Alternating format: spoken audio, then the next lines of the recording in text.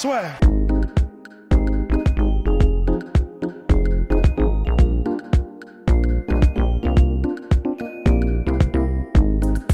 Bonjour à toutes et à tous, bienvenue dans le podcast là sur avec Rusty Business. Bonjour Rust.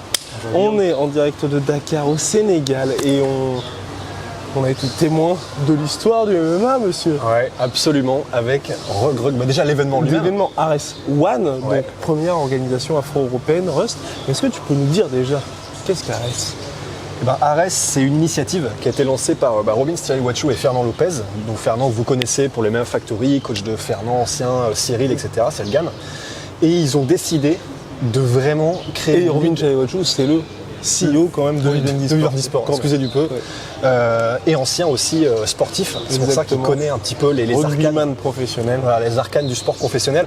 Et donc ils ont décidé de créer, en fait, il y a déjà des ligues de MMA en Afrique. On pense à l'EFC en Afrique du Sud, mais il n'y avait pas de vraie ligue majeure en fait. Et il y avait pas, et on parle tout le temps, de vivier de talent qu'il y a en Afrique. Et il fallait une ligue, il fallait créer un truc qui puisse aller les chercher et vraiment les mettre en valeur avec une énorme logistique, et un truc digne de l'UFC. Et là, et avec Ares, on l'a vu parce que c'est, comme tu l'as dit, en Afrique, ça fait très communiqué de presse. Les mecs sont sponsorisés par Ares. Non, mais surtout, c'était Afrique et Europe.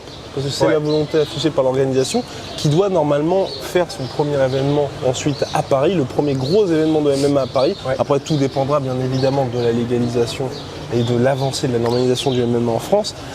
Toujours est-il que, comme tu l'as dit, leur volonté, c'est vraiment de développer le MMA en Afrique et en Europe. Là où l'UFC n'est pas finalement très présente, ou pas du tout, par exemple, pour l'Afrique. Bah oui.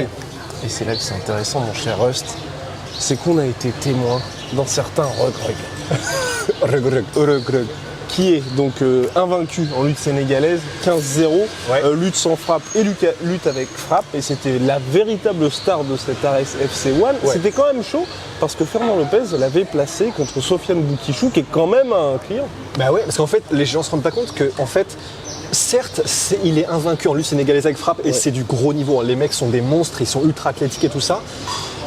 Généralement, quand tu fais la transition d'un sport traditionnel vers le MMA, et j'ai pas souvenir vraiment, il y a Brock Lesnar qui avait commencé, je crois, contre un Coréen ou un truc comme ça pour son premier combat, et après il avait été mis contre Heath Herring ou un truc comme ça, enfin quelqu'un de direct à l'UFC. C'était très rapide. Ouais. C'est vrai que c'était vraiment, il n'y a pas eu de tour de chauffe en fait, c'était direct contre Sofiane Boukichou qui pour le coup, vraiment on le rappelle, vétéran du Cage Warriors, un vrai poids lourd, européen, un gros niveau européen. Exactement. Donc il y avait quand même un risque. Et d'ailleurs personnellement, après avoir vu un petit peu les vidéos de Rugrug s'entraîner et tout ça en MMA, je m'étais dit vraiment ça va être chaud pour Rugrug.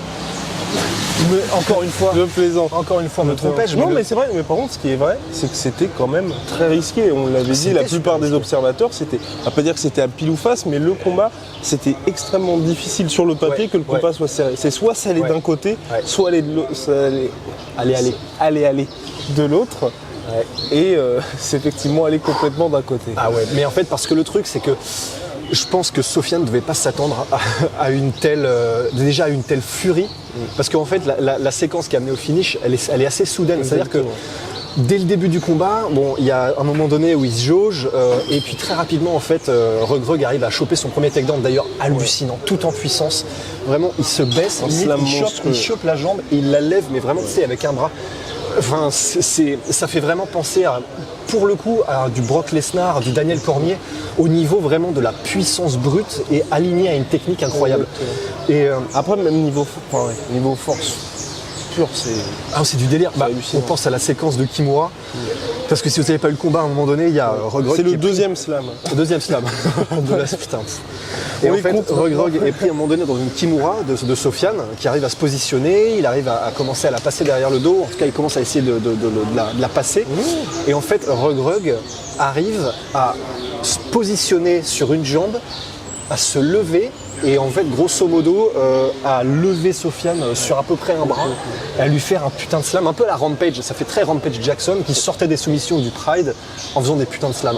Il fait ça, mais en heavyweight en fait. Et il passe en plus, c'est ça, d'une situation qui est un petit peu quand même dangereuse pour lui, à retourner ça complètement, parce que justement, après ce slam-là, c'est là qu'il y a une espèce de furie, de frappe au sol absolument monstrueuse. Ouais, vraiment. Et c'est là aussi que c'était très impressionnant et ça nous a marqué pour Rugrug.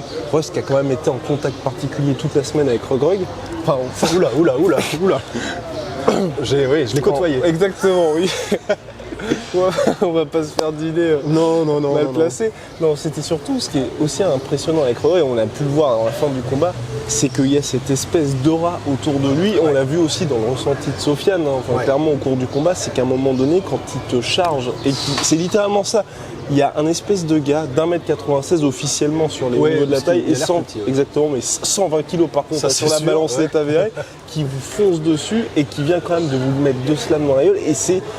Enfin, on a l'impression que rien ne peut l'arrêter. Ouais, en fait c'est vraiment ça.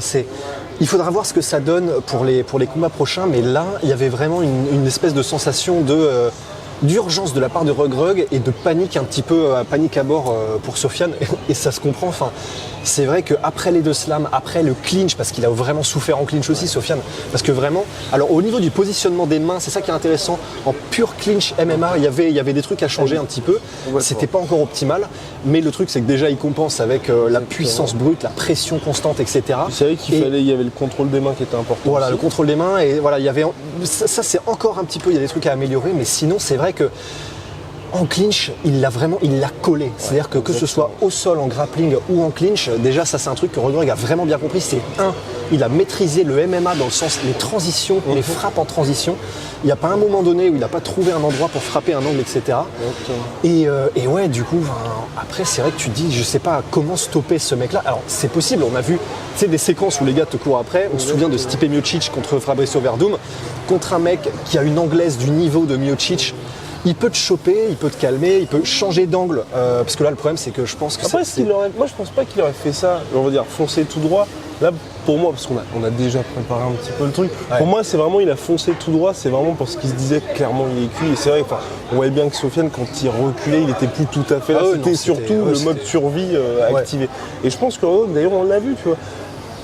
On pouvait penser qu'il allait vraiment foncer dans le tas dès le début. Mais justement, sa première manche était certes tout en puissance, mais c'était pas non plus j'abandonne vraiment tout sens logique et aussi toute protection. Non, il s'est dit, ok, là il y a une opportunité. C'est justement Sofiane qui enclenche finalement avant le premier takedown sur un jab. Et ensuite, c'est Rug qui déclenche le takedown. Donc tu avais quand même, mine de rien, un espèce de game plan de ça. Enfin, un game plan de sa part.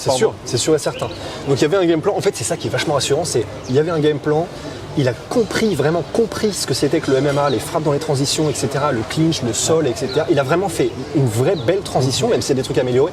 Et même en striking, alors bon, si on chope la séance où il court après Sofiane avec des espèces de trucs, on ne sait pas trop ce que c'est, ou ça vient d'en haut, ça vient d'en bas, on ne sait pas trop. Cette magnifique tentative de genou qui nous a beaucoup fait rire. Super Mario. Mais après, le vivre en face, je pense que t'es en panique totale. Tu te dis, mais qu'est-ce qu'il fait là ? Qu'est-ce que c'est que ce truc ? Mais c'est ça, en plus, il y a un côté imprévisible. Tu te dis, mais qu'est-ce que c'est que ce bordel ? Mais en revanche, il y a des séquences qui m'ont assez impressionné suite de la part de Rug, notamment, à un moment donné, il arrive à mettre un low kick à Sofiane qui allonge Sofiane. C'est le début de la fin. C'est pas qu'un low kick en plus, c'est ça qui est impressionnant. J'étais en mode, putain, il sait faire ça. C'est une feinte de jab et après, il vient mettre le low kick. Et honnêtement, faire ça, je sais pas depuis combien de temps il s'entraîne au kickboxing, parce que la lutte avec frappe au Sénégal, il y a pas de kick. Je sais pas depuis combien de temps il s'entraîne à faire ça, mais d'avoir la présence d'esprit de faire ça, franchement, c'est de très très bon augure pour le futur. Exactement, tout à fait, mon cher Rust. Parce que pour le futur, parce que là, avec de tels débuts, évidemment que toute la planète est en émoi, parce que c'est vrai qu'au niveau des vues sur les réseaux sociaux, ça a très très bien fonctionné pour Rug. C'était l'attraction, il a assumé dans la cage. Et maintenant, est-ce que pour toi, parce que quand on regarde un peu ce qui se passe sur les réseaux sociaux, on a plein qui disent ouais, il faudrait le mettre contre un vrai gars pour un test. Toi, t'aimerais bien le voir contre qui? Si Rust est matchmaker, il se met dans la peau de Fernand Lopez. Alors déjà, avant ça, en fait, il y a un truc que je voudrais souligner parce que j'ai parlé du coup à quelqu'un, un Sénégalais, juste avant là, et en gros qui me disait il veut d'abord en fait devenir roi des arènes en lutte sénégalaise parce qu'il n'est pas encore roi des arènes. Et il me disait apparemment le plan, parce que le problème c'est qu'on a du mal à trouver des interviews en français puisqu'il ne parle pas français. Rug il le comprend, il ne le parle pas, mais apparemment il veut d'abord se consacrer à devenir roi des arènes, donc battre Modulo, je crois que c'est Balagaï, Modulo qui est champion, mais il faut battre des légendes comme Balagaï. Les Sénégalais me reprendront si je viens de me tromper. Mais donc on le reverra peut-être pas tout de suite en MMA, mais quand on le reverra, je le verrais bien contre, un peu comme Brock Lesnar déjà franchir le pas, pourquoi pas au niveau des adversaires. Et, Alors que déjà, c'était quand même. Ah non, c'est déjà impressionnant. Enfin, Sofiane, on le rappelle, Cage Warrior, c'est pas n'importe quoi, tu vois. C'est européen, on connaît ce que c'est. Alors, Mark Hunt, c'est peut-être un peu tôt. Parce que on a vu Mark Hunt. Donc, qui est libre maintenant, oui, il est free agent. Il est en fin de contrat avec l'UFC. Je serais curieux de voir ce que ça donne contre Mark Hunt, maintenant qu'il est en fin de contrat, mais je pense que la marche serait trop haute pour le coup. Complètement. Après, ça peut être aussi. Pour moi, ça pourrait être intéressant parce que c'est vrai que Mark Hunt, on l'a vu, au sol, il est quand même assez limité. Niveau déplacement, enfin, je veux dire, pour Rogue, c'est bien parce que niveau déplacement, il lui proposerait pas non plus un énorme challenge. On l'a vu contre Curtis Blades, certes, il peut coucher Rogue. Je pense que c'est un des seuls mecs au monde qui peut le coucher en un seul coup. Et c'est ce qui rendrait le combat excitant. Et d'un côté, Rogue pourrait faire travailler sa lutte. Ouais. Honnêtement, ce serait vraiment intéressant. Mais j'aurais peur en fait. Ce serait trop stylé, mais j'aurais peur pour qui Rogue. Dans le sens où, si jamais, parce que c'est possible, c'est Mark Hunt, tu vois. Si jamais il se fait timer sur. J'ai bien mangé avant. Si jamais il se fait timer sur un contre, parce que du coup, on l'a dit, il fait des trucs super intéressants, mais on a dit aussi qu'il n'était pas super poli. Pour l'instant. Clairement, pour l'instant, c'est. Il vient de commencer. Ouais, il vient de commencer, il s'est pris quelques jabs de Sofiane, et le problème, c'est que voilà, contre Mark Hunt, si jamais il se fait étaler direct, ce serait dommage de finir la carrière vraiment tout de suite, tu vois. Complètement. Mais s'il l'emporte. S'il l'emporte, le truc, c'est que, voilà, l'UFC direct, quoi. Money in the bank. Oui, parce que pour moi, en fait, ce serait une bonne option Mark Hunt. Après, je suis en train de voir dans les combattants agents libres là. C'est un peu compliqué parce que j'aimerais aussi bien le voir contre Rising, il y en a plein des contre Non, mais dans les agents libres, tu sais, les gars, parce que je sais pas s'ils sont signés en exclusivité ou pas au Rising.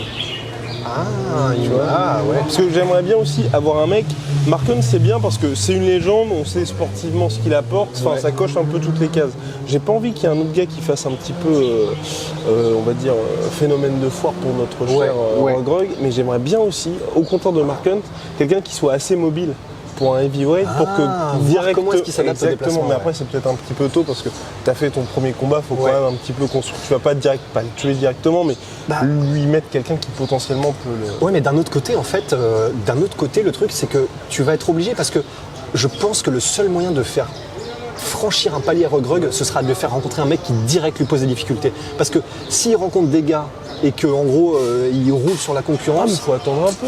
On entend Mark Hunt, tu vois. Ce qu'il faudrait, c'est des combats qui. C'est vrai. Mais parce que le truc, c'est que Robin Black a raison. Ça fait quand même très longtemps qu'on n'a pas eu un aussi énorme prospect. Il y a eu Ngannou quand il est arrivé il y a quelques années. Cyril en ce moment, mais là c'est vrai que quelqu'un qui apporte ce genre d'excitation, parce que tu l'as dit, il a une aura. Nous on était alors c'est le Sénégal, c'est son pays, mais on y était et alors, franchement l'engouement pour Rogue c'était impressionnant, et en plus il a un vrai charisme, il est vraiment pour vraiment l'avoir côtoyé de près, il a vraiment il a quelque chose, c'est ouf. Il parle pas français, je comprends rien de ce qu'il raconte, et pourtant vraiment t'es hypnotisé en fait. Exactement. C'est dingue. C'est dingue. Ce très cher Rogue, c'est impressionnant. Putain. Mon cher. Ce planning de ministre. Mon cher Rust. Rust. Donc, on a dit Mark Hunt. J'aimerais bien moi avoir Fedor. Non, j'ai pas envie de tuer Fedor. Surtout que là, il est re-signé par le Bellator. Ouais, voilà. Donc, normalement, c'est. Le problème, c'est que. Mais en fait, alors, c'est horrible ce que je vais dire parce que je suis un des plus grands fans de Fedor. Mais le truc, c'est que si on veut lui faire un vrai challenge, mais en même temps que ce soit prenable pour lui, Fedor, ce serait parfait. Bonjour. Entièrement d'accord, parce que c'est vraiment quelqu'un qui est assez mobile, qui est quand même toujours... Qui est toujours dangereux, qui propose des trucs incroyables, donc il mettrait en difficulté Rogue, c'est sûr. Mais j'ai très peur, j'ai pas envie de voir Fedor moi aussi, mais le truc, c'est que je vois pas Fedor se faire finir sur un coup par Rogue, parce que je pense pas que pour l'instant Rogue ait le one punch knockout power. Comme le légendaire Ryan Bader avec ses jabs des enfers. C'est vrai, mais Bader a bien meilleur striking. On va dire normalement, je veux dire Fedor normalement. Normalement, voilà. Et le problème, c'est que Fedor commence à se faire vieux, et ce qui se passerait probablement contre Rogue, on sait jamais, mais ce qui se passerait peut-être, et il y a des chances, c'est que du coup il se ferait mettre au sol. Parce que Fedor, il est à quoi, 105 kg, peut-être qu'il commence même à encore descendre un peu plus contre un mec qui en fait 120 et qui peut-être cut même pour en faire 120. Je le vois mal résister aux assauts de Rogue.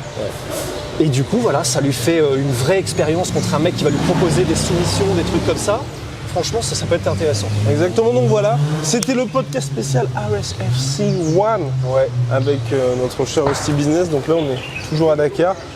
Ça se voit. Derrière nous, la plage de Dakar magnifique. On est à l'hôtel en fait. Ouais. On n'aura pas beaucoup eu l'occasion de sortir malheureusement. Ouais, on vous aura pas montré beaucoup de Dakar, mais non, bon. complètement. Bon bah voilà. Bon. Allez, on part chacun de notre Allez. côté. Et n'hésitez pas, petit point com, à vous abonner, ça fait toujours. Non, pas vous abonner. Enfin, si, à vous abonner, vous, ça fait toujours plaisir. À vous écouter, sur iTunes, sur SoundCloud, sur Spotify, sur toutes les plateformes de streaming habituelles. Et surtout, on a sorti nos t-shirts. Édition limitée jusqu'au 31 décembre avec Elion Paris, qui ont également fait toutes les fringues du RSFC. Ouais. Donc les t-shirts La Sueur, c'est simple, c'est une tagline que Russ va vous présenter. J'étais là avant que ce soit légal. Et le ce soit, c'est bien évidemment Le MMA. Voilà, donc le lien est dans la description, il y a le visuel, il y a tout. Et on en avait donné lors de la soirée La Sueur. Et ce n'était que des prototypes, bien entendu. Ouais, c'était des prototypes parce que les autres, ils prendront vraiment tout. Ils seront encore plus quali. Et on va, voilà, ça va partir. Quoi. Comme des petits pains. Allez, pain. Oh, c'est oh mon Dieu. C'est horrible cette fin de... C'était horrible. Soit.